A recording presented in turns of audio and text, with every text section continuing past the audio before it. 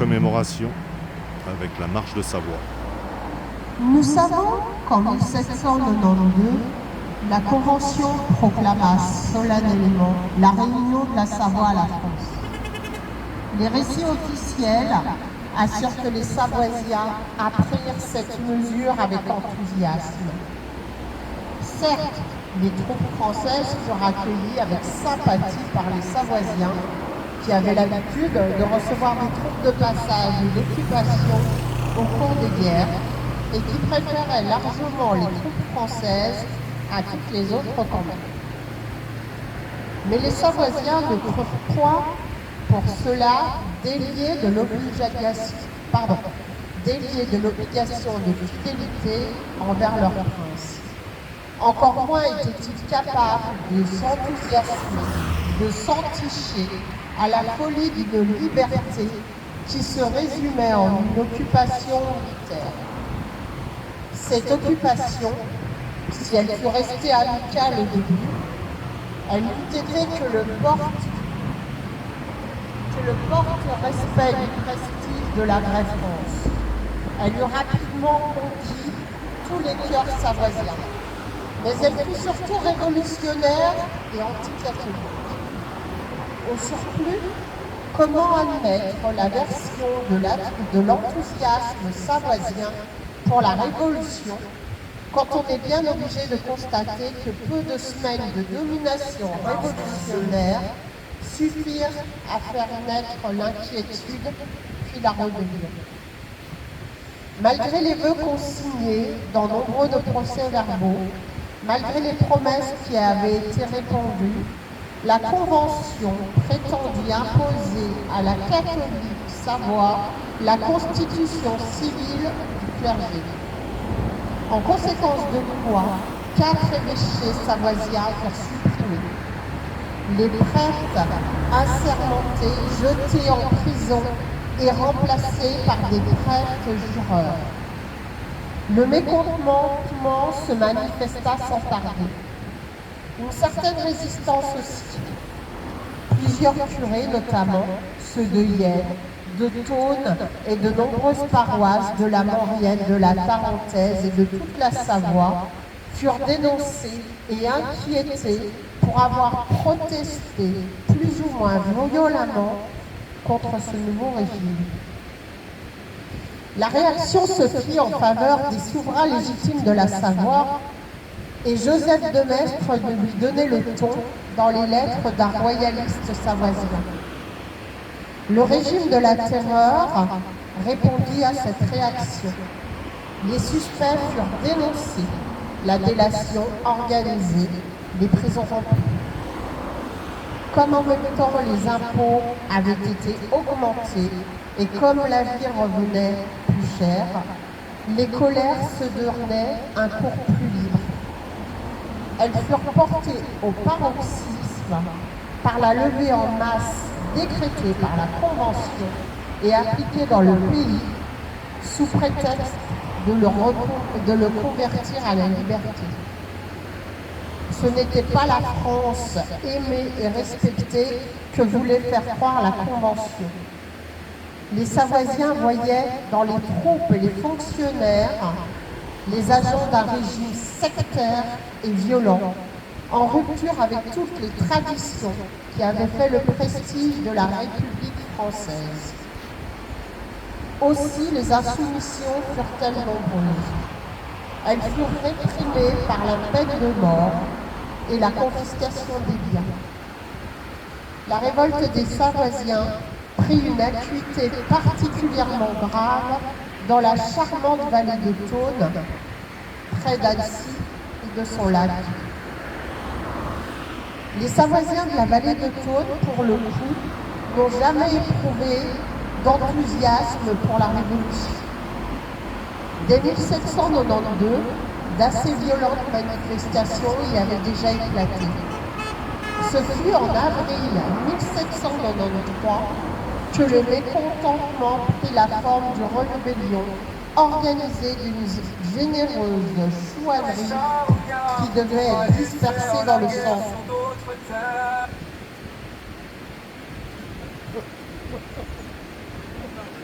La municipalité de Thônes, composée de gens peureux, de libéraux de l'époque, avait ajourné les opérations de recrutement devant les protestations des habitants.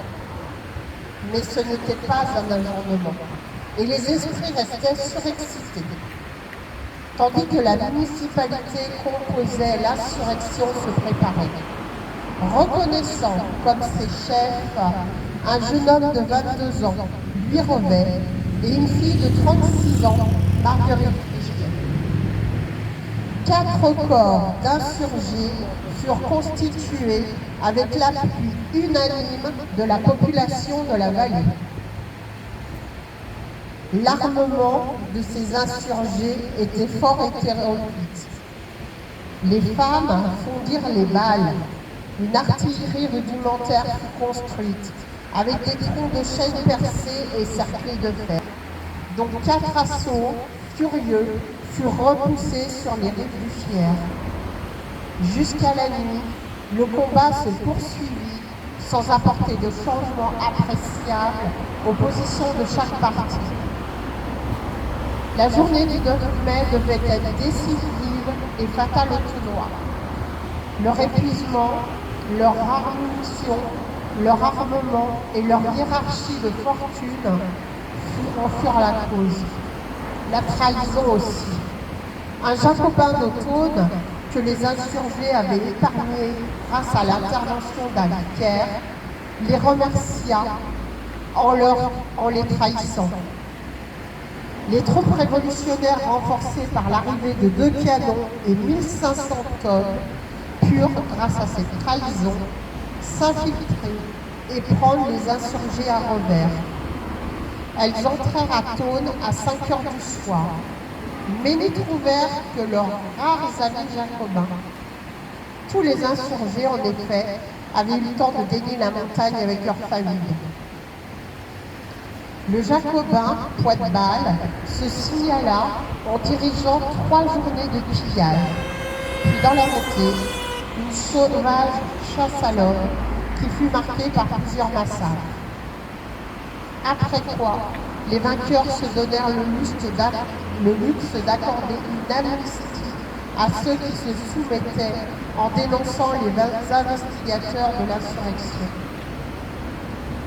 Les communes rebelles furent frappées d'un impôt exceptionnel de 50 000 livres. Le 15 mai, au lieu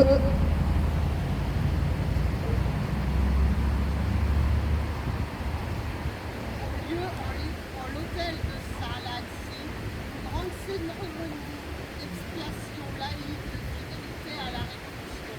On y entendait des protestations de dévouement de la République, de hautes personnalités et un discours grotesque d'un chef révolutionnaire qui jura d'éteindre la torche ardente du fanatisme. Elle fut arrêtée et le tribunal criminel du département du Mont-de-Blanc, venu exprès de Chambéry pour sévir dans l'une des salles de l'évêché d'Annecy. Il fut prononcé le 17 mai 1993 contre Marguerite Frischlet, après la déposition de 4 témoins de Thônes, probablement les 4 francs-maçons jacobins, dont les maisons furent préservées du pillage et qui en voulaient personnellement à Marguerite. Le tribunal criminel déclare la dite Marguerite Frischlet convaincue d'avoir pris part à la révolte des habitants de Thônes et lieux circonvoisins à l'occasion du recrutement et à maintenir l'attroupement des révoltés, en sonnant le tocsin, soit en travestissant avec des habillements d'hommes et marchant armé d'un fusil dans sa baïonnette, se portant ainsi armé et travesti dans la maison des divers particuliers pour les obliger à contraindre par la force joindre aux rebelles, soit en distribuant une paire de bas, des comestibles.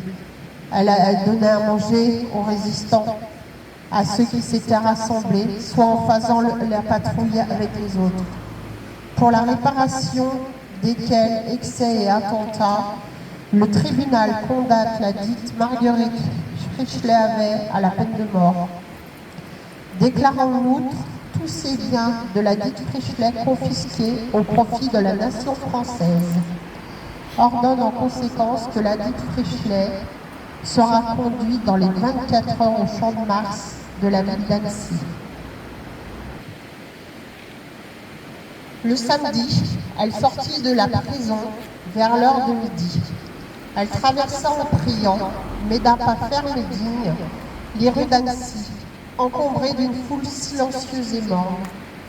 Presque tous étaient consternés, et quelques-uns, en voyant marcher à la mort une femme, une fille, à qui la République ne reprochait que son attachement à sa foi et à sa nationalité, essuyaient furtivement des larmes qui pouvaient être un crime. Elle-même, en traversant la foule, se sentit émue, et quelques larmes mouillaient ses paupières. Mais bientôt sa foi lui rendit son énergie, et elle marcha à la mort, sans ostentation, sans faiblesse, la tête droite et en récitant son chapelet. Elle repoussa le prêtre républicain, jureur du Crêt, qui voulait l'assister dans la mort, et pressa le bourreau de ne pas se donner en spectacle. Arrivée au lieu du supplice, elle dit aux soldats qui étaient prêts: « Vous tirerez quand je vous donnerai le signal. » Aussitôt, elle tombe à genoux. Elle s'élève, ses yeux vers le ciel et son âme vers Dieu. Puis s'étant relevée, elle cria d'une voix forte: « Vive la religion, vive le roi, tirez seulement !» Ainsi succomba le 18 mai la glorieuse fille des montagnes. La foule s'écroula consternée.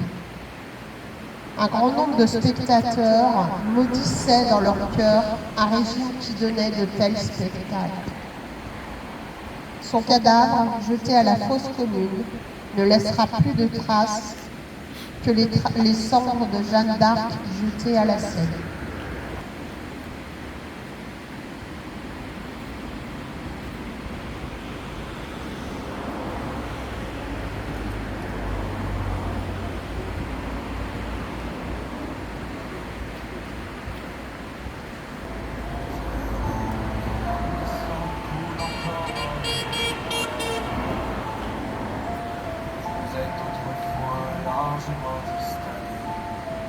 Sur le champ de bataille, on vous a sacrifié au nom des justes, à l'union consacrée. Il fallait sauver leur liberté. Nous revenus céder à ce pays de votre vanité. Ils ont fait amnésie, frères d'armes, vos larmes de sang coulent encore dans nos mémoires. Enrôlés sans égard par des charognards pour aller faire la guerre sur d'autres terres. Alexis, Jean-Rémy, Firmin et Bastien, combien de noms de Savoisiens tombés pour rien, laissant pays, veuves et familles qui pour seul avenir chérieront votre souvenir. Frères d'armes, vos larmes de sang coulent encore dans nos mémoires. Au fond du tiroir tapis dans le noir, il y a ces poids de bois qui résument des exploits, une médaille de malheur pour te rendre des honneurs.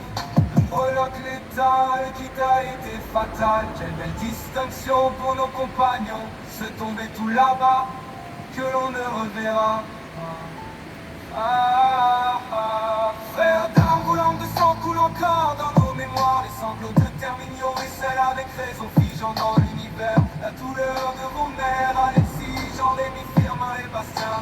Combien de noms de Savoisiens tombés pour rien, laissant au pays, veuves et familles qui pour seul avenir chérieront votre souvenir. De la guerre de 70 aux tranchées de la Grande, combien de Savoisiens tombés pour rien. La guerre de 70 aux tranchées de la Grande, combien de Savoisiens tombés pour rien. Alinéa de l'article 3, neutralité de la Savoie, je me moque de toi. Article 4, 35, de 19 à Paris ou comment trafiquer ce qui nous était promis. Frappés dans leurs habits des lumières humanistes, et où la grandeur de ces pays opportunistes. Merci Claude pour ta chanson. Alors moi, je vais faire un parallèle, parce que je pense que c'est logique pour nous. Suite aux événements de ces derniers jours en Kanaki, nous soutenons le peuple kanak dans leurs actions contre le colonialisme français. Nous dénonçons la violence sous toutes ses formes, mais nous comprenons leur ras-le-bol. La Savoie, dans une autre mesure, subissant les mêmes armes de l'occupation française depuis seulement 164 ans, soit 7 ans de moins qu'eux. Il est étonnant ou pas qu'une Guyanaise, ancienne garde des Sceaux, sous Hollande, soutienne le peuple kanak. Ces propos, justement, peuvent, mot pour mot, être dupliqués pour servir le droit en Savoie, qui, rappelons-le, est le dernier territoire annexé par la France. Un peuple, en ces lieux, refuse de décliner, de dépérir, de s'éteindre. Ils sont aussi les peuples attachés à leurs racines, leur culture, leurs mythes, leur histoire, leur géographie. Peut-on dire que tous les peuples se pleurent? Tous, tout âge, toute couleur, toute vie, on peut le dire, on doit le dire. On ne sort de l'histoire coloniale, de l'empire colonial, des séquelles coloniales, des vestiges coloniaux, des stigmates coloniaux, des mécanismes et des engrenages, on n'en sort que par la rupture. La liberté en majuscule garde une saveur impérissable. L'autorité sur son propre destin est inestimable. Il faut de la grandeur d'âme, ne pas louvoyer avec la vérité. Il faut consentir aux efforts, clarifier les malentendus, laisser essaimer les entre-deux pour espérer beaucoup. La dénégation, candide ou lâche, n'est pas une voie. Les forfanteries d'État sont stériles, provocation et infantilisme. Et dans ces cas-là, l'amateurisme est un cynisme. L'histoire est têtue, l'avenir peut être fertile. Égalité et fraternité, responsabilité. Et ce n'est pas avec la franc-maçonnerie qui met en place doucement mais sûrement que cela va nous libérer en Savoie. C'est vous et vous seul qui êtes maître de votre destin. La justice française n'a jamais été dans notre camp et ceux qui disent le contraire sont des menteurs. Ce n'est pas en nous heurtant à l'administration que vous gagnerez. C'est avec des convictions pour la Savoie et non contre l'avance qu'on avancera.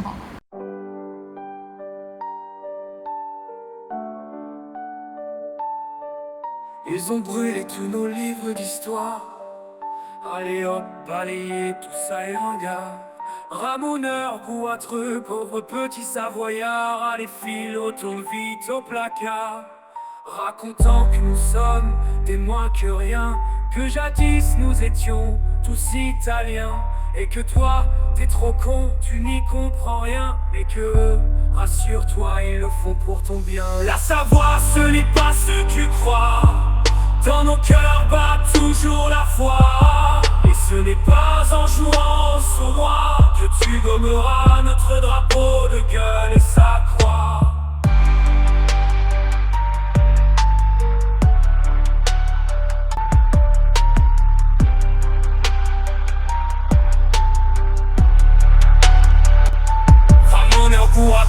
Pauvre petit savoyard, allez file, retourne vite au placard. Comme y a personne pour le voir, allez hop, je t'efface la mémoire.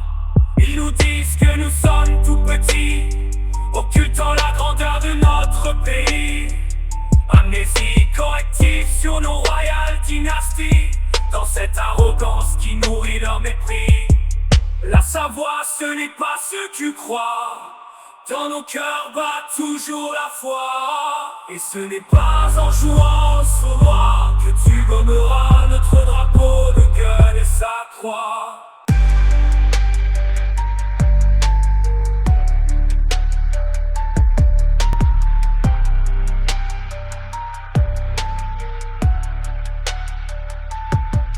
La savoir, ce n'est pas ce que tu crois. Dans nos cœurs bat toujours la foi. Et ce n'est pas en jouant au sournois que tu gommeras notre drapeau de gueule et sa croix. Artifler des saucisses de cailloux. Bah voyons, prends-nous bien pour des cons. Trop contents de nous piller à chaque saison. Dans leur histoire, ils se font passer pour les bons. Ils exploitent, ils profitent en toute impunité, bafouant sans complexe tous nos traités. Ils se fichent qu'on se sente lésés du moment qu'ils se gavent à volonté. La savoir, ce n'est pas ce que tu crois. Dans nos cœurs bat toujours la foi. La savoir, ce n'est pas ce que tu crois. Dans nos cœurs bat toujours la foi.